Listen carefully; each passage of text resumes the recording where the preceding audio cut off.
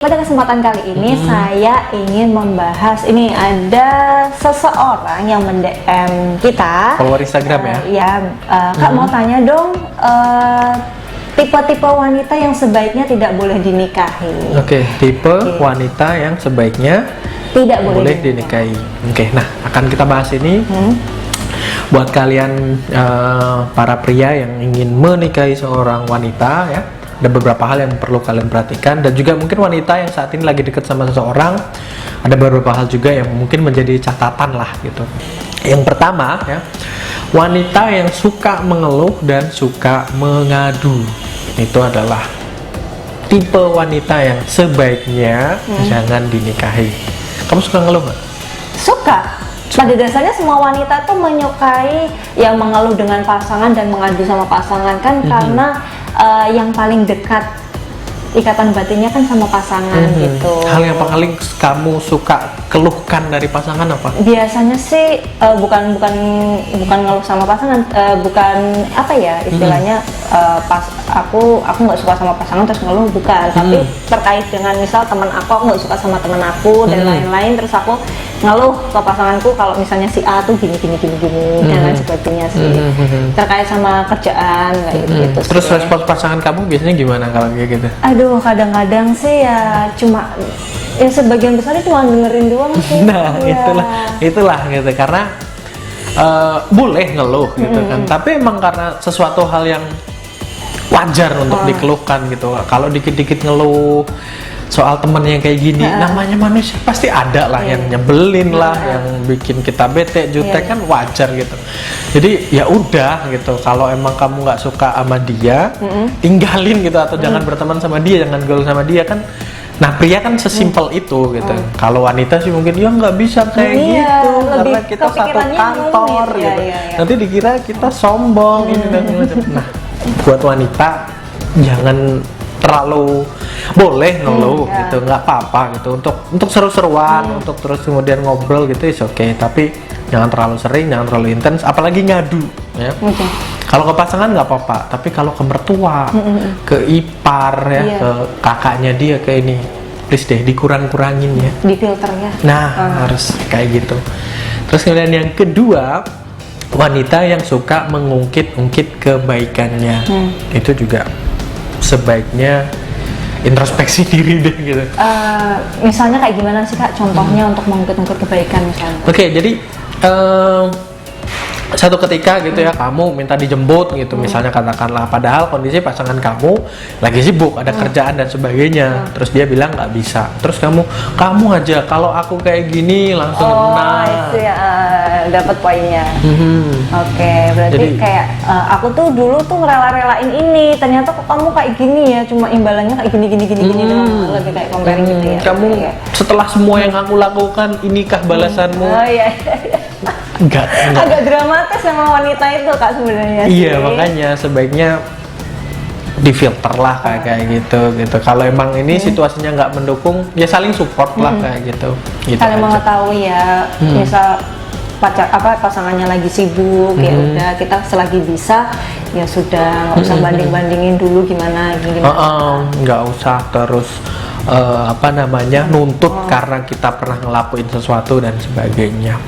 Intinya kan harus take and give lah ya gitu, nggak harus nuntut sering-sering gitu. Oke. Terus yang ketiga itu suka membanding-bandingkan. Nggak perlu contoh dong, tahu kan? Aduh, aku seperti tertolong Kak. Oke, jadi memang dasarnya wanita suka lah ya banding-bandingin dan segala macam, jadi bahan obrolan. Tapi itu sebenarnya buat itu nggak sih, buat kedepannya pria itu agar lebih baik lagi, sebenarnya wanita tuh membanding-bandingkan sifat pria yang seperti ini biasa membandingkannya dengan pasangan teman dan lain-lain yang lebih baik kayak gitu. Itu tujuannya sebenarnya kalau misalnya wanita sih untuk pasangannya agar lebih baik lagi sih Kak. Iya, kalau maksudnya baik tapi tidak disampaikan dengan cara yang baik, percuma dong. Oh iya. Kalau niatnya baik gitu, bukan membanding-bandingkan tapi referensi lah ya. Jadi semacam sesuatu yang bisa mungkin dijadikan contoh gitu it's okay. Tapi kalau dibanding-bandingin, ya sakit lah. Iya sih. Ya kan? Oke, terus yang keempat, boros dan konsumtif. Nah, itu wanita suka ya yang namanya. Bapak nyinggung saya. Saya merasa tersinggung sekali Kak. Ya, sebenarnya yang kita bahas ini semuanya dari kamu. Oke, boros dan konsumtif. Rata-rata sih wanita sih memang konsumtif sih. Misal nih, contoh yang suka make up kayak gitu-gitu. Kalau misalnya make up ada yang diskon kayak gini-gini, beli padahal bukan keperluannya kayak gitu-gitu. Nah, ini juga harus dipisah juga ya. Memang wanita suka belanja, tapi belanja itu bukan harus boros dan konsumtif kan gitu. Segala sesuatu kan ada skala prioritasnya. Belanja boleh, misalnya untuk reward, ada pencapaian tertentu, nggak masalah gitu. Tapi kalau semua penghasilan harus ini, masih ada bulan depan, bentar lagi gajian lagi atau apa, kan nggak ada sesuatu yang ditabung, nggak ada masa depan, nggak ada investasi dan sebagainya. Nah, itu nggak cocok untuk dijadikan pasangan seperti itu. Kecuali kalau kalian emang tajir melintir sih, it's okay.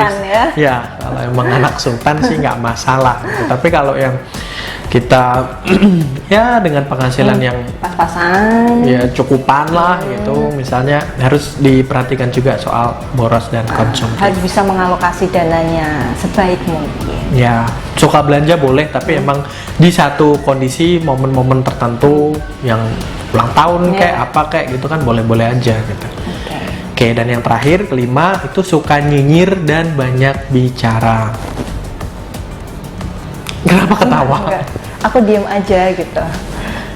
Ya emang sama sih semua poin-poinnya ini secara garis besar wanita, tapi bukan berarti terus kita nggak boleh gini, nggak boleh gini dan sebagainya. Boleh, cuman tahu batas lah gitu. Ada porsinya, ada kalanya di mana kita membahas satu hal gitu ya, tapi nggak yang terus kemudian dinyinyirin,